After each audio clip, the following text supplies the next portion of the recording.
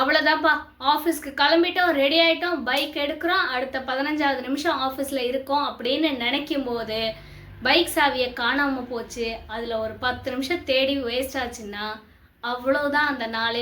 காலையில் ரொம்ப அவசர அவசரமாக சமைச்சிட்டு இருப்போம், பருப்பு எடுத்து குக்கரில் வச்சாச்சு, விசில் போடலாம் அப்படின்னு தேடும்போது விசிலை காணவே காணும்.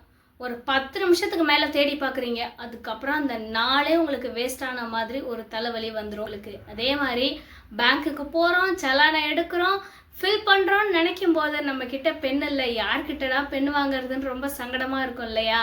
இது எல்லாமே சின்ன சின்ன விஷயங்கள் தான். அது எப்போவுமே நம்ம கண்ணு முன்னாடி கிடக்கும், கை கட்டின தூரத்தில் தான் இருக்கும். ஆனால் அதை நம்ம பெருசாக கண்டுக்கவே மாட்டோம். ஆனால் அது தேவைன்ற சமயத்தில் நமக்கு இருக்கவே இருக்காது. அதே மாதிரி தான் நிறைய விஷயங்கள் நமக்கு தேவைன்னு நினைக்கும் போது இருக்கவே இருக்காது. ஆனால் அது எப்பயுமே நம்மளை சுற்றி தான் இருக்கும். அதை நீங்கள் கண்டுபிடிச்சி வச்சிட்டிங்கன்னு வச்சுக்கோங்களேன், அதை நீங்கள் உணர ஆரம்பிச்சிட்டிங்கன்னு வச்சுக்கோங்களேன், உங்களுக்கு எல்லாமே சந்தோஷமாக தான் இருக்கும். இந்த சந்தோஷம், மன நிம்மதி அப்படின்றதெல்லாம் இல்லாதப்போ தான் உங்களுக்கு உணர்வீங்க. ஆனால் இருக்கிறப்ப அதை உணர்றதே இல்லை. லைஃப்பில் எப்போவும் பெரிய விஷயங்கள் உங்களுக்கு சந்தோஷத்தை கொடுக்குதோ இல்லையோ, சின்ன சின்ன விஷயங்கள் நிச்சயமாக சந்தோஷத்தை கொடுக்கும்.